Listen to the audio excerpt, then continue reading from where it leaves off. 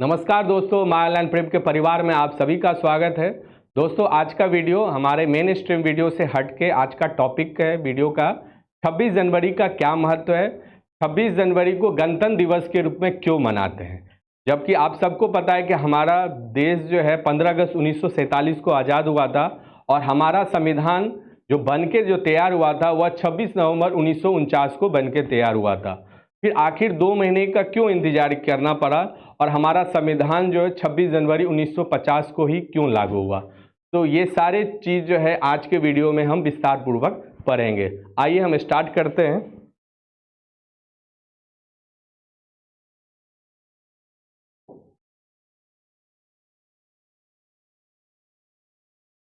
दोस्तों, आपको 3 तारीख याद रखना चाहिए हमेशा। 15 अगस्त 1947 जिस दिन हम आज़ाद हुए, एक 26 नवंबर 1949 जिस दिन हमारा संविधान बन के तैयार हुआ, जिसको हम जो है संविधान दिवस के रूप में भी इसको मनाते हैं 26 नवंबर को, और एक है हमारा 26 जनवरी 1950 जिसको हम गणतंत्र दिवस के रूप में मनाते हैं। गणतंत्र दिवस, गण मतलब बंदूक नहीं, यहाँ पे गण मतलब एक आम नागरिक का तंत्र, सामान्य नागरिक का तंत्र, सामान्य नागरिक का तंत्र, एक आम आदमी का जो है तंत्र व्यवस्था। और 26 नवंबर 1949 इस दिन हमारा संविधान बनकर तैयार हुआ था, इसीलिए हम इसको संविधान बनकर तैयार हुआ था इसीलिए हम इसको संविधान दिवस के रूप में मनाते हैं। संविधान दिवस के रूप में मनाते हैं। और 15 अगस्त 1947 को क्या हुआ था, तो हम आज़ाद हुए थे, इसीलिए इसको हम स्वाधीनता दिवस के रूप में मनाते हैं। स्वाधीनता दिवस के रूप में इसको जो है मनाते हैं। अब क्वेश्चन ये उठता है कि जब हमारा संविधान 26 नवंबर 1949 को बन के तैयार हुआ था, तो 2 महीना के बाद क्यों लागू किया गया था। ठीक है, इसके लिए हम इसके ऐतिहासिक में जाते हैं।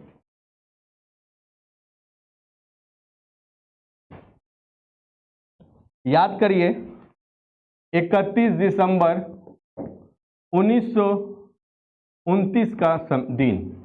इस दिन क्या हुआ था, इस दिन लाहौर का कांग्रेस का अधिवेशन चल रहा था, जिसकी अध्यक्षता पंडित जवाहरलाल नेहरू कर रहे थे। उन्होंने इस दिन जो है एक ऐतिहासिक घोषणा किया कि 26 जनवरी 1930 को हम भारत को ब्रिटेन से पूरी तरह से आज़ाद कर देंगे। ठीक इसके 26 दिन के बाद उन्होंने ये कहा था कि हम आज़ाद कर देंगे, और इसीलिए 26 जनवरी को हर भारतीय पूर्ण स्वाधीनता दिवस मनाएंगे। ये बात कब कहा था, 31 दिसंबर 1929 को लाहौर में रावी नदी के तट पे उन्होंने ऐतिहासिक घोषणा किया था। उन्होंने ऐतिहासिक यहाँ पे भाषण भी दिए थे, भारत का झंडा जो तिरंगा भी फहराया था।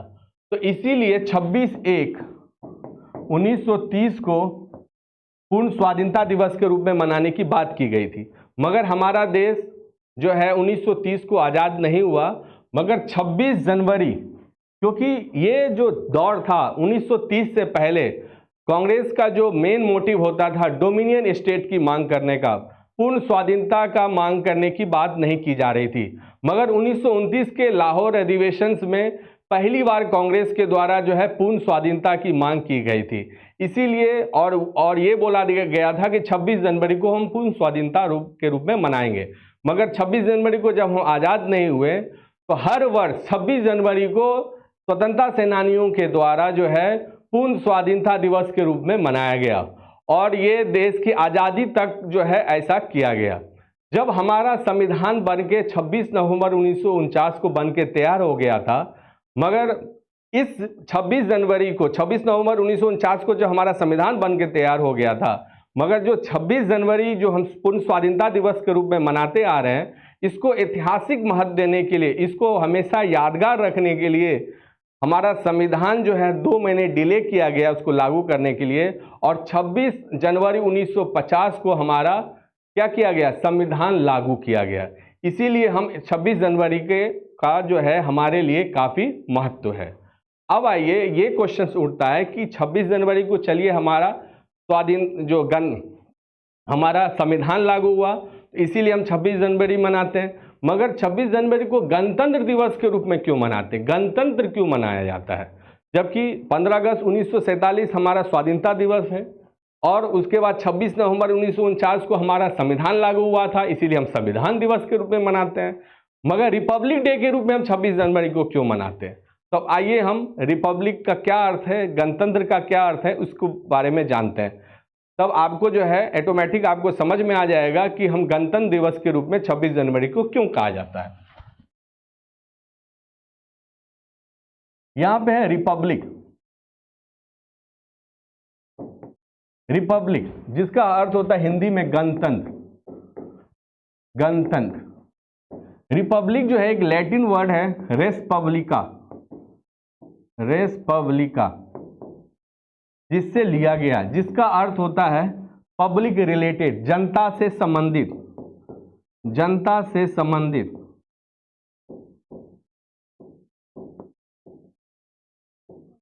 अर्थात कोई भी चीज निजी ना हो, प्राइवेट ना हो, हर चीज जो है पब्लिक हो, जनता का हो, उसी को हम बोला जाता है रिपब्लिक बोला जाता है। अर्थात कोई भी तंत्र, कोई भी सिस्टम या कोई भी राज्य या कोई भी देश जो हो वह किसी एक व्यक्ति का ना हो या कोई राजा का ना हो, वो पूरी जनता का, उसकी शक्ति का केंद्र क्या हो, जनता हो, इसीलिए उसको बोला जाता है गणतंत्र बोला जाता है। और तो कहने का अर्थ हुआ राजतंत्र जब समाप्त होती है तो गणतंत्र की शुरुआत होती है। तो हमारा जो राज्य, इसका अर्थ हुआ जो राष्ट्र प्रमुख होगा, राज्य का प्रमुख होगा, वह कोई राजा नहीं होगा या कोई वंशागुणत नहीं होगा, अर्थात राजा का बेटा राजा नहीं बनेगा। अर्थात राज्य का प्रमुख कौन होगा, वह जनता के द्वारा चुना हुआ प्रतिनिधि होगा। जनता जिसको इलेक्ट करेगी, चुनेगी, वही राज्य का प्रमुख बनेगा। ये एक तरह से इंडिया में एक नया कॉन्सेप्ट था, क्योंकि इससे पहले जब ब्रिटेन हमारे देश में नहीं आया था तो हम देखते थे कि हमारे देश में क्या था, राजतंत्र था, राज्य का प्रमुख कौन होता था, राजा था। मगर हमारे संविधान में राज्य का प्रमुख जो वर्तमान में कौन है, राष्ट्रपति है, वो किसके द्वारा नियुक्त होगा, वह जनता के द्वारा नियुक्त होगा। इसका अर्थ हुआ कि सारी शक्तियां का केंद्र जो राजा होता था, वो सारी शक्तियां का केंद्र किसको निहित कर दिया गया, जनता में निहित कर दिया गया। इसीलिए इसको हम जो है, जब हमारा देश, जब हमारा संविधान 26 जनवरी 1950 को लागू होता है, तो हम एक साथ एक संविधान में राजतंत्र व्यवस्था को खत्म करके गणतंत्र व्यवस्था लाते हैं, जो राज्य का प्रमुख जो है हम राष्ट्रपति को बनाते हैं और राष्ट्रपति जनता के द्वारा चुना हुआ होता है, इसी को बोला जाता है गणतंत्र। तो जब हमारा 26 जनवरी 1950 को हमारा संविधान लागू होता है, तो इसीलिए हम इसको गणतंत्र दिवस के रूप में भी मनाते हैं। अर्थात अब राज्य का प्रमुख जो होगा वह जनता के चुने हुए प्रतिनिधि होगा, जनता के चुना हुआ जो है आदमी होगा, ना कि कोई एक राजा होगा। ठीक है। और साथ ही साथ जो सार्वजनिक पद होगा, बड़े से बड़े पद पर वो आम नागरिक भी जो है पहुंच सकता है, चाहे राष्ट्रपति बन सकता है, चाहे गवर्नर बन सकता है या प्रधानमंत्री बन सकता है। तमाम पद जो है उसको संविधान में निहित दिया गया है, एक आम नागरिक भी ऊंचे से ऊंचे पद पे जा सकता है। ये गणतंत्र का दूसरा जो है कैरेक्टरिस्टिक हुआ, विशेषताएं हुआ। समझ रहे हैं, वो सारी चीज जो है हमारे संविधान में निहित था, इसीलिए जब संविधान लागू हुआ तो ये सब चीज भी लागू हुआ। इसीलिए इसको संविधान लागू होने का तो महत्व है ही 26 जनवरी को, मगर इसीलिए इसको 26 जनवरी को हम गणतंत्र दिवस के रूप में भी मनाते हैं। ठीक है। और गणतंत्र दिवस में आप देखते हैं, गणतंत्र दिवस में जो राज्यपथ इसका नाम था, अब इसका नाम क्या हो गया, कर्तव्य पथ, जहां पे हम हर साल अपनी सामरिक शक्ति का भी जो है प्रदर्शन करते हैं।